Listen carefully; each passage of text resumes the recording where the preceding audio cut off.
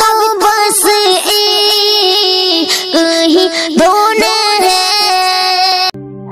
Subscribe our YouTube channel and watch our videos.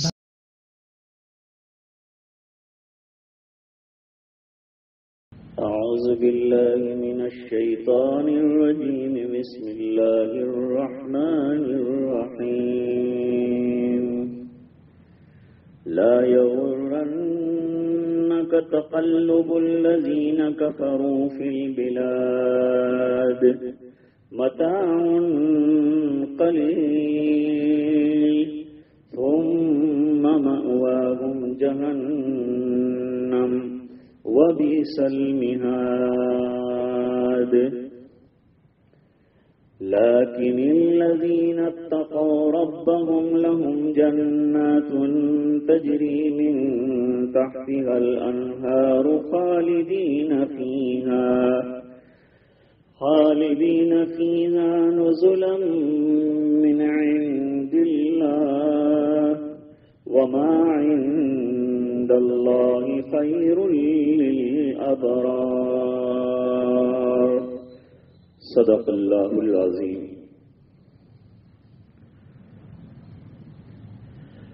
آل عمران کی آخری آیات چل رہی ہیں. گزشتہ دروس میں عقل مند لوگوں کا تذکرہ کیا تھا جو اللہ کی نشانیوں میں غور کرنے کے بعد ایمان قبول کرتے ہیں اور آخرت کی فکر میں لگتے ہیں. ایسے لوگ اللہ کے ذکر میں کثرت سے رہتے ہیں. آخرت کی رسوائی سے بچنے کے لیے گڑ گڑا کر دعائیں کرتے ہیں. اللہ نے فرمایا ایسے لوگوں کی دعاؤں کو قبول کرتا ہوں میں، اور اخلاص کے ساتھ ایمان کے ساتھ عمل کرنے والے کے چھوٹے سے چھوٹے عمل کو بھی اللہ ضائع نہیں فرماتے. وَمَن يَعْمَلْ مِثْقَالَ ذَرَّةٍ خَيْرًا يَرَهُ. ہر شخص کو اس کے عمل کے مطابق بدلہ ضرور ملے گا. جن لوگوں نے دین کے لیے مشقتیں اٹھائی، ہجرت کی، گھر بار چھوڑا، ان کا درجہ اللہ تعالیٰ کے یہاں بڑا اونچا ہے. جنہوں نے راہ خدا میں جہاد کیا، کبھی شہادت کا درجہ پایا، کبھی غازی بنے، غنیمت کا مال پایا، کامیابیاں حاصل کی. ایسے لوگوں کے لیے اللہ تعالیٰ کے یہاں بڑا اجر و ثواب ہے. اب آج کے سبق میں دوسری قسم کے لوگوں کا تذکرہ ہے. اللہ تعالیٰ نے اہل ایمان کو مطلع کیا کہ کافرین کی ظاہری شان و شوکت، مال و دولت، آرام اور آسائش دیکھ کر کہیں دھوکے میں نہ پڑ جائیں. جن لوگوں کو اللہ تعالیٰ نے دنیا کی نعمتیں عطا کی ہیں، یہ سمجھ لیں کہ وہ فی الحقیقت اللہ کے پسندیدہ لوگ ہیں. نمرود کے پاس بہت بڑی حکومت تھی، لیکن اس کے لیے آزمائش کا سبب بنی. فرعون 600 سال تک حکومت کرتا رہا، آخر بحر قلزم میں غرق کر دیا گیا. قارون اپنے مال اور خزانے کے ساتھ دھنسا دیا گیا. تو مال و دولت کے یہ جو ظاہری نقشے ہیں، یہ اللہ کے یہاں کامیابی کی دلیل نہیں. نہ اللہ تعالیٰ نے اس کو کہیں بیان فرمایا ہے کہ جس کو میں نے مال و دولت دیا ہے اس سے میں خوش ہوں، راضی ہوں. ہاں، البتہ ایمان اور ایمان کے لیے مسائی اور ایمان کے لیے قربانیاں، روکھا سوکھا کھانا، ہجرت کرنا، راہ للہ میں اللہ کی راہ میں جہاد کرنا، یہ تمام پر مشقت چیزیں ہیں، لیکن ان پر اللہ کی رضامندی اور جنت کا فیصلہ ہے۔ جو لوگ دنیا میں خوب کر و فر مال کی آرام اور آسائش اور عیاشیوں کے ساتھ بڑے بڑے بنگلوں میں اور مکانات میں ایمان کی دولت کے بغیر دنیا کی دولت کے ساتھ رہ رہے ہیں، وہ ان کی پکڑ کا ذریعہ ہے۔ مسلمان کبھی دیکھتے ہیں کہ بھئی ہم لوگ اتنی محنتیں کر رہے ہیں، ہم حق پر ہیں، اس کے باوجود ہمارا یہ حال ہے کہ نان شبینہ کے محتاج ہیں، اتنے مالدار نہیں ہیں، اچھے حال میں ہیں مسلمان، کوئی خراب حال میں نہیں ہے۔ اللہ نے بہت سے مسلمانوں کو مال و دولت دیا ہے اور وہ اللہ کے راستے میں خرچ بھی خوب کرتے ہیں، اللہ کے راستے میں مال و دولت کو لوٹاتے ہیں، اللہ کے لیے دیتے ہیں، مال میں اللہ کا اور بندوں کا حق بھی ادا کرتے ہیں، ان کی بات الگ ہے۔ رہ گیا مشرکین کو یہ کارخانے اور فیکٹریاں اور دنیا کے بڑے بڑے مصانع اور بڑے بڑے کاروبار ملے ہوئے ہیں، اس سے ایمان والے کہیں ٹھوکر نہ کھا جائیں، دھوکے میں نہ آ جائیں کہ کیا یہ لوگ اللہ تعالیٰ کے یہاں مقبول اور پسندیدہ ہے کہ ان کو سب کچھ ملا ہے۔ سائنس اور ٹیکنالوجی میں آگے ہیں، مال و دولت میں آگے ہیں اور صنعت میں سر فہرست ہیں، انجینئرنگ میں کمال حاصل کیا ہے، دنیا کا اقتدار اور سپر پاور کہلاتے ہیں۔ ہاں البتہ اتنا ہوا ہے کہ یہ جو ابھی وبا آئی اس میں بڑے بڑے ملکوں کی اکڑ ٹوٹ گئی، ان کی بے طاقتی اور بے کسی اور بے بسی دنیا کے سامنے آئی، اللہ کے احکام کے سامنے ان کا بے بس ہونا معلوم ہوا اور یہ پتا چلا کہ اللہ کی طاقت سب سے بڑی طاقت ہے۔ تو روپیوں کی ریل پیل، ڈالروں اور پاؤنڈ کا کثرت سے آنا ایمان والوں کو کہیں مغالطے میں نہ رہنے دے، یہ تو استدراج ہے اور اللہ کے یہاں یہ سب جہنم کے کندہ ناتراش ہیں، ان کی کوئی قدر و قیمت اللہ کے یہاں نہیں، اللہ تعالیٰ نے ان کو مہلت دی ہے۔ لِنَفْتِنَهُمْ فِيهِ،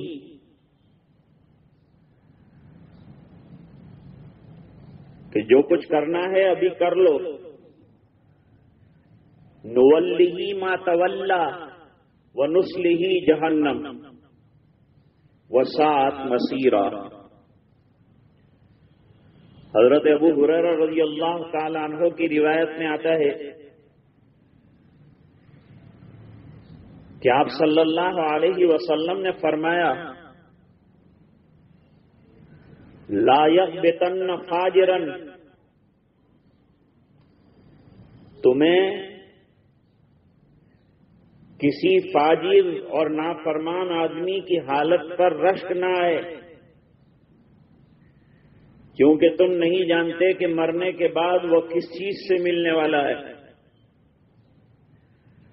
کیونکہ اس کے لیے اللہ کے یہاں ایسا قاتل ہے جو کبھی نہیں مرے گا۔ قاتل سے مراد موت ہے، جو کبھی اس سے جدا نہیں ہوگی، کتنی بھی زندگی جی لے لیکن موت آئے گی۔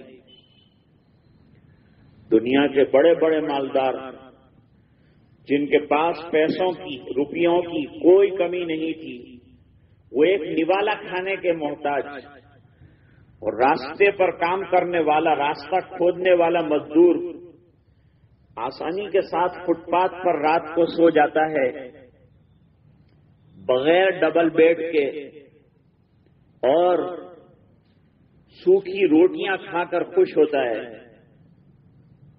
اللہ نے اسے عافیت والی زندگی دی ہے۔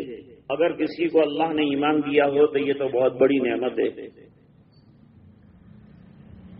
لا یغرنک اس کے اندر صیغہ واحد مذکر حاضر استعمال کیا گیا ہے، یعنی یہ خطاب اصل تو حضور پاک صلی اللہ علیہ وسلم کو ہوا ہے، تو خطاب تو آپ کو کیا جا رہا ہے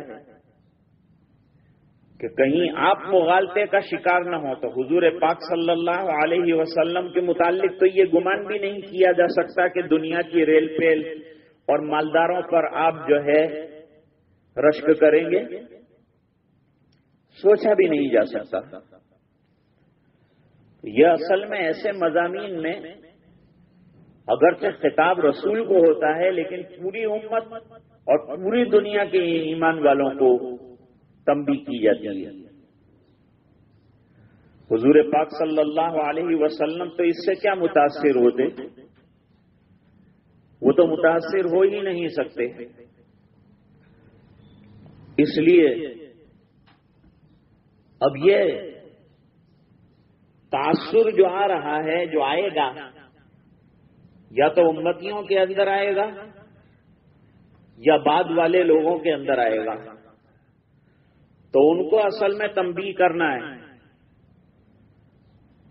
اس قسم کا طرز تخاطب قرآن کریم کے مختلف مقامات پر آیا ہے کہ قل کے ذریعے سے نبی کریم صلی اللہ علیہ وسلم کو مخاطب کیا گیا، مگر مقصود تمام متعلقین کو سمجھانا ہوتا ہے۔ ایک مقام پر جیسے اللہ تعالیٰ فرماتے ہیں وَلَا تُطِعِ الْكَافِرِينَ، یعنی آپ کفار کی اطاعت نہ کریں، حالانکہ آپ کی ذات والا صفات کے متعلق تو دور دور تک بھی گمان نہیں جا سکتا کہ آپ کافرین کی کسی معاملے میں اتباع کریں گے، مگر مقصد یہاں بھی عام اہل ایمان کی ہدایت ہے۔ سورہ کوثر میں آتا ہے فصلی لربک، اپنے پروردگار کے لیے آپ نماز پڑھیں، وانحر، اور قربانی کریں۔ قربانی ہر صاحب نصاب پر، چاہے مرد ہو چاہے عورت ہو، واجب ہے حنفیہ کے یہاں۔ ابھی قربانی کا دور آنے والا ہے،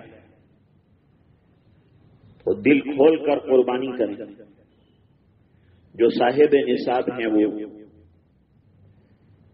اور یہ نصاب کے لیے حولان حول بھی ضروری نہیں ہے، نصاب جتنا مال ہو تو قربانی کرنی چاہیے۔ اور قربانی کا پیسہ صدقہ کرنے سے قربانی کا واجب ادا نہیں ہوگا۔ صدقہ اپنی جگہ ہے، قربانی اپنی جگہ ہے، اس واجب کو ادا کرنا پڑے گا۔ کوئی نماز کی جگہ صدقہ دے دے کہ بھائی محنت نہیں کرتا میں صدقہ دے دیتا ہوں، نماز نہیں پڑھوں گا، تو یہ کافی نہیں ہو سکتا ہے۔ اسی طریقے سے روزہ رکھنے پر طاقت ہے، قدرت ہے، پھر بھی روزہ نہیں رکھتا اور سمجھتا ہے کہ میں صدقہ کر دوں گا، اس سے روزے کا فریضہ پورا نہیں ہوگا۔ وانحر، تو خطاب تو حضور پاک صلی اللہ علیہ وسلم کو ہوا ہے، لیکن پوری ملت اور پورے ایمان والوں کے لیے یہ ضروری ہے۔ اگر بالفرض و تقدیر آپ صلی اللہ علیہ وسلم تک اس خطاب کو محدود مانا جائے تو یوں کہا جائے گا کہ آپ کو اس بات کی انتہائی طور پر تاکید کی جا رہی ہے کہ جیسے پہلے کافروں کے سلسلے میں آپ کبھی بھی غلط فہمی میں مبتلا نہ ہوئے، اسی طریقے سے ابھی بھی اور آئندہ بھی اس طرف نظر بھی نہ کریں۔ جیسے ایک جگہ اللہ تعالیٰ نے حضور پاک صلی اللہ علیہ وسلم سے فرمایا وَثِيَابَكَ فَطَهِّرْ، اپنے کپڑوں کو پاکیزہ رکھیے۔ تو کیا حضور کپڑوں کو پاکیزہ نہیں رکھتے تھے؟ نبی سب سے زیادہ صفائی پسند ہوتا ہے، طہارت کا اسے بڑا خیال ہوتا ہے، پاکیزگی کا بڑا خیال ہوتا ہے۔ اسلام میں پاکیزگی، صفائی، اس کی بڑی اہمیت ہے. موجودہ دور میں صفائی پر بہت زیادہ زور دیا جا رہا ہے. بیماری اور وبا سے بچنے کے لیے ہاتھ دھو. ہمارے یہاں تو وضو کا نظام ہے, مسواک کا نظام ہے, اور استنجا میں پانی کے استعمال کا نظام ہے. طہارت کا بڑا خیال رکھا گیا ہے. تو حضور تو بدستور یہ کام کر رہے تھے. وثیابہ کا فطہر, بدستور آپ جو ہیں اپنی طہارت کو اور پاکیزگی کو برقرار رکھیں اور دین کے کام کے اندر لگے رہیں. کافرین سے بالکل متاثر نہ ہوں, اس بات کا خیال رکھیں. یہ بات بطور تاکید کے کہی جا رہی ہے. ایک اور جگہ پر اللہ تعالیٰ نے فرمایا لئن اشرکت لیحبطن عملک, آپ شرک نہ کریں, اگر آپ نے بھی شرک کا ارتکاب کیا تو آپ کے عمل بھی ضائع ہو جائیں گے. اللہ تعالیٰ کے تمام نبی تو شرک سے معصوم ہوتے ہیں. نبی کی ذات سے تو شرک کا شائبہ تک محال ہے, مگر اس قسم کے مضامین بطور تاکید کے امت کے واسطے بھی مفید اور کارگر ہوتے ہیں. آپ ہمیشہ شرک سے بیدار رہے ہیں اور لوگوں کو شرک سے بیزاری کی دعوت دی. لوگوں کو شرک سے بیزاری کی طرف اور توحید کی طرف دعوت دینا یہ نبی کا اصلی مشن ہوتا ہے, اصل کام ہوتا ہے. اسی پر نبی آگے بڑھتا ہے اور کام کرتا ہے. اس کی پوری زندگی اسی میں خرچ ہوتی ہے کہ لوگوں کو شرک سے, چاہے وہ شرک جلی ہو یا شرک خفی ہو, بچائے. فرمایا دنیا کا جتنا ساز و سامان جو اس زمین پر بسنے والے ایک ایک فرد کے پاس موجود ہے, وہ خزانے جو پہاڑوں کی تہوں میں موجود ہیں, وہ بیش قیمت موتی اور مونگے جو سمندر میں پائے جاتے ہیں, مکان, کوٹھیاں, کاریں, کارخانے, جواہرات, معدنیات, خزائن زمینوں کے اور زیر زمین, پٹرول, آئل, سونا چاندی, ہیرے جواہرات کی کانیں, کوئلہ اور دوسری دھاتیں, سب کیا ہیں؟ متاعن قلیل. دنیا کی بہت تھوڑی سی اللہ کے خزانوں کے مقابلے میں پونجی ہے. ایک بادشاہ نے ایک اللہ والے کو کہا کہ میں اپنے ملک کا بڑا حصہ آپ کو وقف کرنا چاہتا ہوں, آپ کی خانقاہ کے لیے, آپ کے گزارے کے لیے. تو اللہ والے نے کہا کہ اللہ تعالیٰ قرآن میں فرماتے ہیں متاع الدنیا قلیل, پوری دنیا میں جو کچھ خزانے ہیں وہ تمام کے تمام قلیل ہیں, بہت تھوڑے ہیں, بہت بے حیثیت ہیں. وہ بے حیثیت کو اللہ تعالیٰ نے دنیا کے مقتدرین اور بادشاہوں کے درمیان تقسیم کیا ہے. زمین کے الگ الگ ٹکڑے, کسی کے پاس روس ہے, کسی کے پاس امریکہ ہے, کسی کے پاس ہندوستان ہے, کسی کے پاس افغانستان ہے. سب کو اپنے اپنے ٹکڑے پر یہ ہے کہ ہمارے پاس بہت ہے, جبکہ اللہ تعالیٰ پوری دنیا کی متاع کو قلیل فرما رہے ہیں. وہ قلیل میں سے تجھے ملا ہے قلیل, اور وہ قلیل میں سے قلیل تو مجھے دے گا, تو کیا دے سکتا ہے؟ میں اس کے خزانے سے نہ لوں جس کا خزانہ خرچ کرتے کرتے کبھی ختم نہیں ہوتا. فرمایا جب سے اللہ تعالیٰ نے یہ دنیا بنائی اور یہ دنیا کا نظام چلایا اور خرچے شروع ہوئے, ایک چھوٹا سا خاندان چلانا ہوتا ہے, کتنا خرچ ہوتا ہے, کتنا مال لگتا ہے, کتنی متاع اور کتنی دولت لگتی ہے. تب جا کر کے مہینہ ختم ہوتے ہوتے آدمی کے ناک میں دم آ جاتا ہے. دوسرے مہینے کی سیلری کا بیچارہ انتظار کرتا ہے, حساب جوڑتا ہے, جیب میں دھاگے نکلنے لگتے ہیں, نئے نئے بل روزانہ پیش ہوتے ہیں تو حیران ہو جاتا ہے. گھر کا مکھی اور چودھری, جب ایک گھر چلانا مشکل ہے تو اتنی بڑی دنیا کو اللہ تعالیٰ چلا رہے ہیں, کتنا بڑا خزانہ ہوگا اس کا اندازہ لگاؤ. بے شمار خزانے ہیں اللہ کے، اور اللہ نے سب چھپا کے رکھے ہیں، ضرورت پڑنے پر عطا فرماتے ہیں، جتنی ضرورت ہوتی ہے اتنا دیتے ہیں۔ فرمایا سمندر کے اندر انگلی ڈالو، انگلی ڈال کر باہر نکالو، کتنی تری آپ کی انگلی پر آئی ہے؟ جتنی تری آئی ہے کم سے کم اتنا تو کمی آئی ہے سمندر کے پانی میں، اللہ تعالیٰ کے خزانے میں اتنی بھی کمی نہیں آتی۔ اس لیے دنیا کی ریل پھیل پر جانے کے بجائے اس کو تحقیر کی نظر سے دیکھا گیا، اسے بے حیثیت بتایا گیا، اور فرمایا متاع دنیا قلیل، دنیا کی یہ متاع جس سے لوگ فائدہ اٹھاتے ہیں تھوڑا سا فائدہ اٹھانا ہے، سب دھرا رہ جاتا ہے، کوٹھیاں بھی رہ جاتی ہیں، کارخانے گاڑیاں رہ جاتی ہیں، آدمی خالی ہاتھ دنیا سے چلا جاتا ہے۔ پہلے لوگوں نے بڑی لمبی لمبی عمریں پائی، زیادہ دولت بھی اکٹھا کی۔ حضرت نوح علیہ السلام، حضرت ابراہیم علیہ السلام، حضرت ادریس علیہ السلام، دور تک کے لوگوں کی عمریں کتنی طویل رہی، 950 سال کی عمر اللہ تعالیٰ نے عطا فرمائی حضرت نوح علیہ السلام کو۔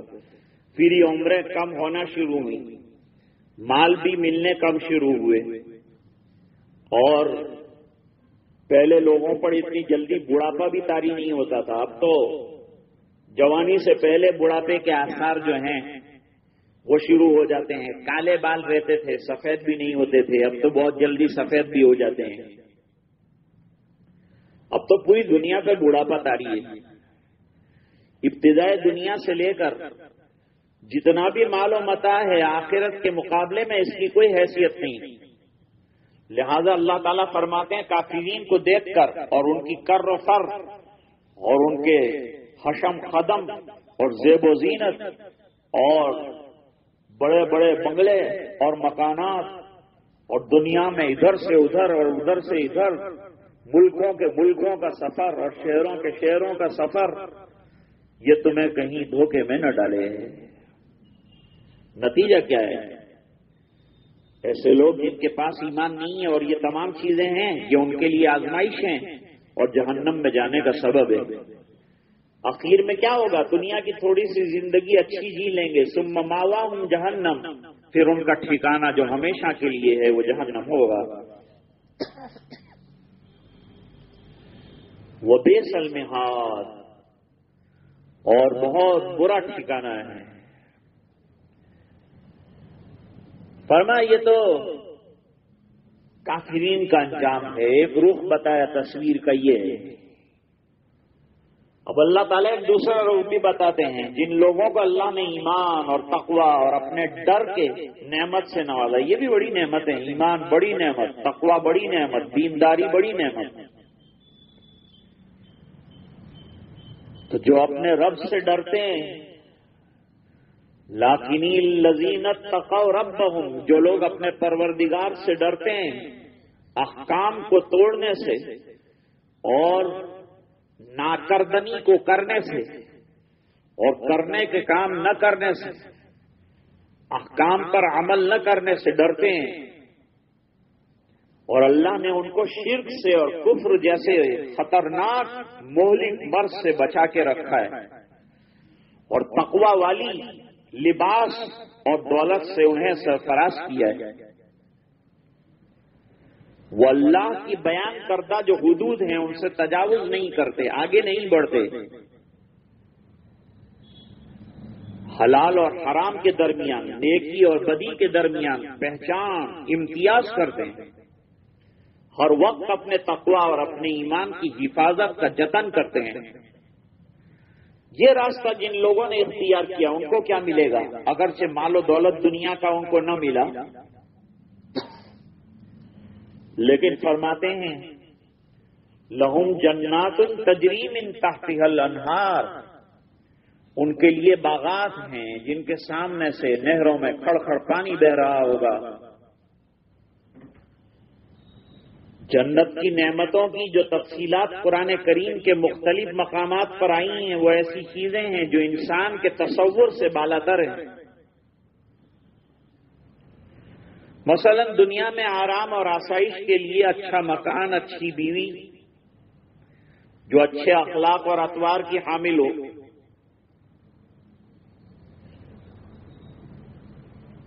قرآن پاک میں جنہیں ازواج مطہرہ کہا ہے اور مکان کے لیے کہا مساکن طیبۃ، اس طرح اچھی رفاقت کا تذکرہ کیا ہے، جیسے گزشتہ درس میں آیا مع الابرار، نیک لوگوں کی رفاقت کی دعائیں انبیاء کرام بھی کرتے رہے ہیں۔ اس کے علاوہ انسان اچھا لباس بھی پسند کرتا ہے، اس کی موافقت سے جنت کے پاکیزہ لباس کا بھی تذکرہ آتا ہے۔ ترمذی شریف کی روایت میں ہے کہ جنت کی حور کی اوڑھنی نصیفۃ خیر من الدنیا وما فیہا، اس پوری دنیا اور اس میں موجود ہر چیز سے زیادہ قیمتی ہے جو اللہ تعالیٰ جنتیوں کو، ایمان والوں کو، تقوی والوں کو، نیک کام کرنے والوں کو، ابرار کو عطا فرمائیں گے۔ اور وہاں کیا لامحدود آسائش اور آرام کے سامان ہوں گے، کھانے پینے کے سامان ہوں گے۔ ایک جگہ فرمایا شرابن طہورا، پاکیزہ شراب پلائیں گے۔ دنیا میں شراب پیتا ہے تو گھر کا راستہ بھی بھول جاتا ہے اور دماغ بھی الٹا ہو جاتا ہے اور خود بھی الٹا ہو جاتا ہے، لیکن وہاں سلسبیل شراب طہور پینے کے بعد جنت میں اپنے محل کا راستہ اس کو مل جائے گا۔ اس کو وہاں صاف ستھرا، ایسا ملاوٹ والا جو دنیا میں شہد ملتا ہے وہ نہیں، عسل مصفا، صاف ستھرا شہد، خالص، پیور، 100%۔ اور فرمایا لبنن خالصا سائغا، بہترین پینے والوں کے لیے دودھ کی نہریں ہوں گی۔ فیہا انہار من ماء غیر آسن، ذرا بھی تغیر پذیر نہ ہو ایسا بہترین اور صاف اور شفاف پانی جس کی ہمیشہ انسان کو تلاش رہتی ہے۔ دنیا میں ایسے پانی پہاڑوں کے اوپر ملتے ہیں اور ایک بوتل جو ہے 25,000 روپے کی ملتی ہے خالص پانی کی۔ ہم کو جو پانی ملتا ہے اس کو صاف کیا جاتا ہے، کیمیکل اندر ڈالے جاتے ہیں، طرح طرح کی چیزیں اندر ملائی جاتی ہیں، تب جا کر کے ہم پینے کے قابل ہوتے ہیں اس پانی کی۔ اللہ تعالیٰ وہاں دیں گے جو خالص دیں گے، یہ تمام کیمیکلائزیشن سے پاک پانی، پاک نعمتیں، پاک کھانا، پاک پھل، نہایت بہترین باغات، اس میں لچے ہوئے پھل جیسے چاہیں گے ایسے اللہ تعالیٰ عطا فرمائیں گے۔ پھر یہ فرمایا کہ یہ نعمتیں ایسی بھی نہیں ہیں کہ ختم ہو جائیں، خالدین فیہا، ہمیشہ رہے گی یہ نعمتیں برقرار، اسے کوئی ختم نہیں کر سکے گا۔ اللہ تعالیٰ نے جنت کی نعمتوں کو باقی رکھنے کے لیے فرمایا ہے۔ معراج کے موقع پر حضور پاک صلی اللہ علیہ وسلم محراب میں آگے بڑھے، پھر پیچھے ہٹے۔ صحابہ نے پوچھا آگے کیوں بڑھے تھے؟ فرمایا جنت کے انگور کا ایک خوشہ تمہارے لیے نمونے کے طور پر دنیا میں لانا چاہتا تھا، اگر وہ انگور کا خوشہ آ جاتا اور تم کھاتے رہتے اور پوری زندگی کھاتے رہتی دنیا تک کھاتے رہتے تو ختم نہ ہوتا، کیونکہ وہ جنت کی نعمتیں ہیں جن میں خلود ہے، دوام ہے۔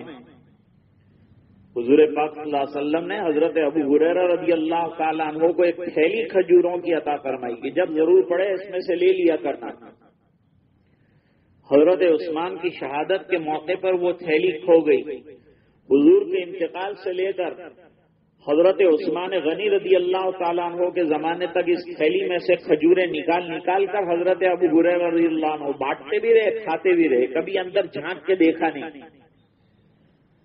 حضرت عائشہ رضی اللہ تعالیٰ عنہ فرماتی ہیں کہ طاق میں حضور پاک صلی اللہ علیہ وسلم چند سا گیہوں چھوڑ کر گئے تھے، میں ضرورت پڑتی ہمیشہ نکالتی رہتی، لیکن ایک دن اندر جھانک کر دیکھا کہ اتنا عرصہ دراز ہو گیا ختم نہیں ہوتے، جیسے ہی جھانک کر دیکھا وہ ختم ہو گئے۔ تو یہ تو نبی کے ہاتھ کی چیزوں کے اندر اللہ تعالیٰ نے برکت رکھی ہے، تو خود اللہ کی جو نعمتیں ہیں جو جنت میں ہوں گی اس کے کیا حال ہوں گے؟ نزلا من عند اللہ، اللہ کی طرف سے مہمانداری ہے۔ نزل اس اچھی سے اچھی چیز کے لیے استعمال ہوتا ہے یہ لفظ جب مہمان کی آمد پر سب سے پہلے پیش کی جاتی ہے۔ ایسی نعمتوں کا اشارہ اگلی آیت کے اگلے حصے میں بھی آ رہا ہے۔